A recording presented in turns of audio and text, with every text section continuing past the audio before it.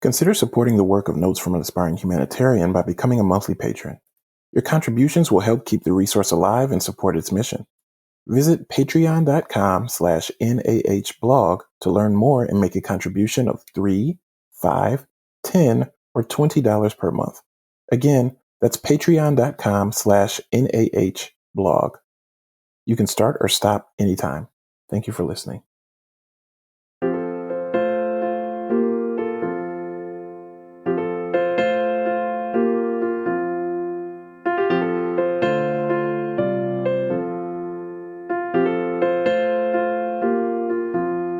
Welcome to the Notes from an Aspiring Humanitarian podcast.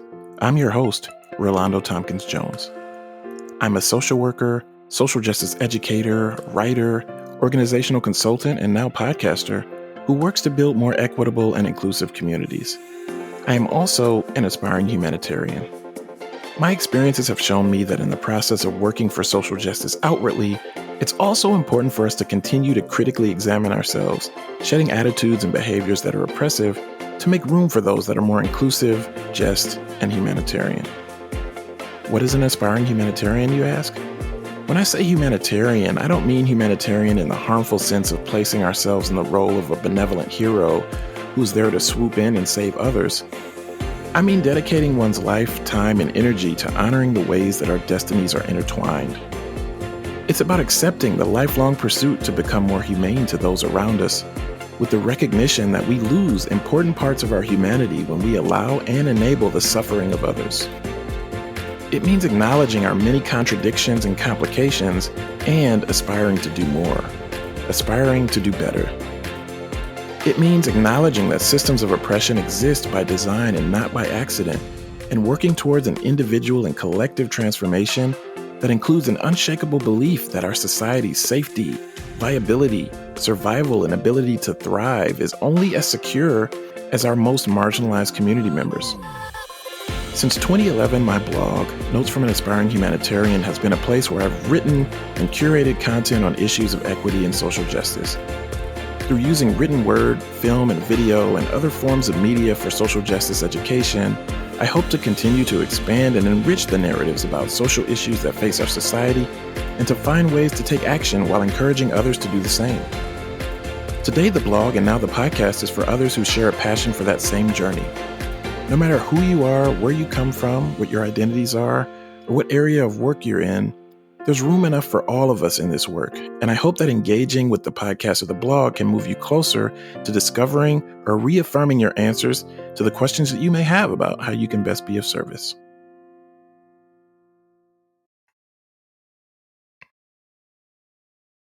Thank you for choosing the Notes from an Aspiring Humanitarian podcast.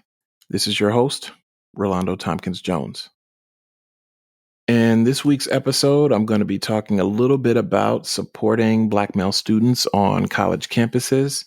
For those of you out there who are engaged in this work or are willing to begin engaging in that work, this episode in many ways is for you. And particularly for listeners who are Black and male, this episode is also for you. Okay, so anyone who supports as well. Supporting Black male students on campus means supporting students that institutions are the worst at retaining. For historically white institutions, especially, it is imperative that leaders remain critical of the ways that white supremacy culture negatively impacts Black male students' experiences, persistence, and retention. In my experience working with Black men on college campuses, supportive affinity spaces continue to be an important part of establishing and cultivating a sense of belonging for them. While these meeting spaces can provide solace for them, these students are dealing with white supremacy and its functions. They still experience campus in many ways as an environment that is both subtly and at times overtly hostile to them. Black men do not often experience the freedom of emotion. In my work with students over the years, many have shared difficult experiences with navigating campus or the broader world as Black men, and their reality of not being able to fully express emotions like anger or discontentment at things that any person would be legitimately upset about under similar conditions out of fear for their physical, social, academic, and or psychological safety. They experience macro and microaggressions in the classroom and other spaces on campus from their fellow peers as well as faculty when it comes to differences in race. They know the exhaustion from being in the presence of the white gaze. They know what it feels like to be the only one in many spaces and are put in situations where they're expected to represent their entire racial group. They carry the weight of being perceived as more dangerous or less intelligent.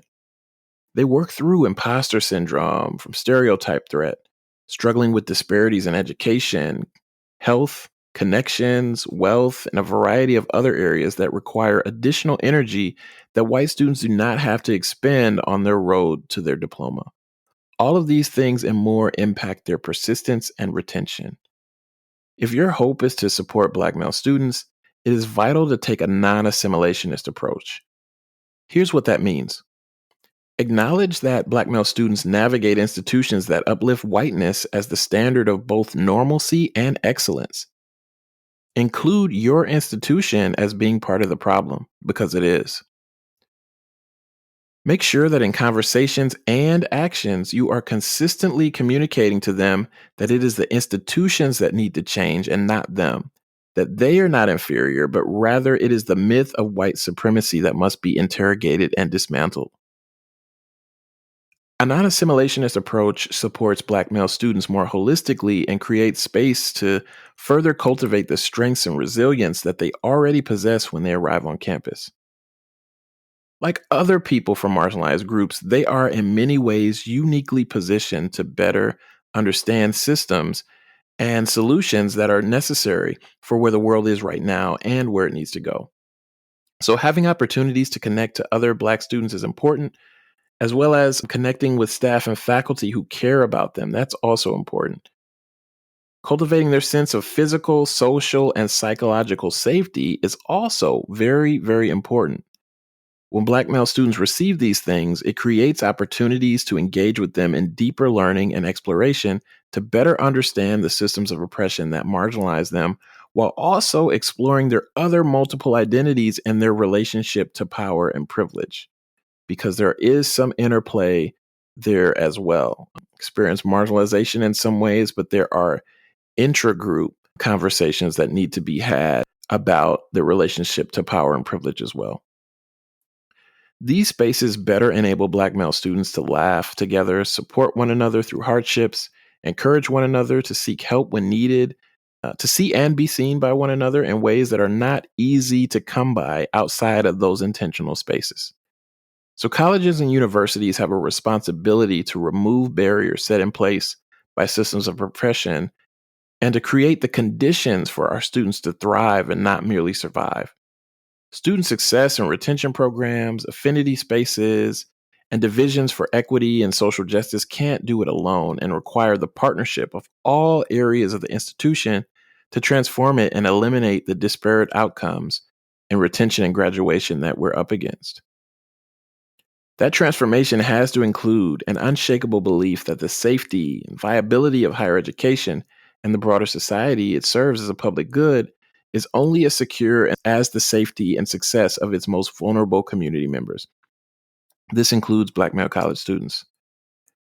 Race-conscious policies created the barriers and disparities that Black male students experience, and we must be conscious of the impact of racism and white supremacy when examining existing policies and creating solutions. As many institutions are publicly expressing their support for Black Lives Matter in the midst of the COVID-19 pandemic and the ongoing pandemic of white supremacy, here are just a few more ideas. It's non-exhaustive, is that may complement what others are already doing or perhaps proposing to improve persistence and retention. So, race-conscious financial support to ensure equitable distribution of the university's resources that are allocated to students to support those who are experiencing financial hardship.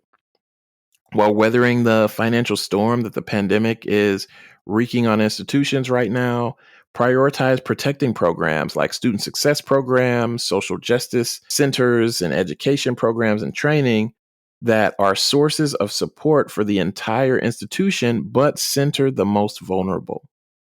Whenever possible, encourage asynchronous teaching in the classroom with no mandatory requirements that students appear on camera during those synchronous sessions. Encourage the faculty to be really flexible with students with meeting deadlines and submitting assignments. And then continued education, too, for faculty and staff on creating inclusive environments where students live, learn, and play. Additionally, a serious investment in recruiting new Black faculty and staff and improving the climate for the current Black faculty and staff who are supporting students oftentimes while at the same time facing similar challenges in their own environment. So, Black faculty and staff who are merely surviving, it makes it really challenging to support Black students on campus. So, conversely to that, Black faculty and staff who are thriving and not merely surviving are better able to support students in their journey to do so as well. So just wanted to share a few thoughts for folks who would support Black male students on college campuses.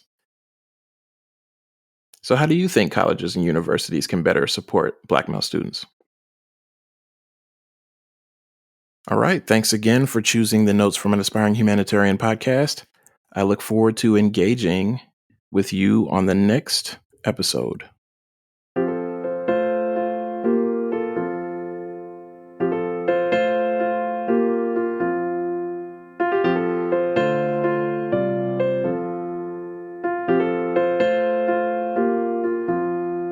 Thank you for listening. If you've enjoyed this episode, make sure to leave a review and subscribe wherever you get your podcasts. To find show notes for this and additional episodes, visit podcast.notesfromanaspiringhumanitarian.com. Notes from an Aspiring Humanitarian is a labor of love and will continue to be. Consider supporting the work of Notes from an Aspiring Humanitarian by becoming a monthly patron. Your contributions will help keep this resource alive and support its mission. Visit patreon.com/NAHblog to learn more and make a contribution of $3, $5, $10, or $20 per month. Again, that's patreon.com/NAHblog. You can start or stop anytime. Thank you for joining me this week. Take care.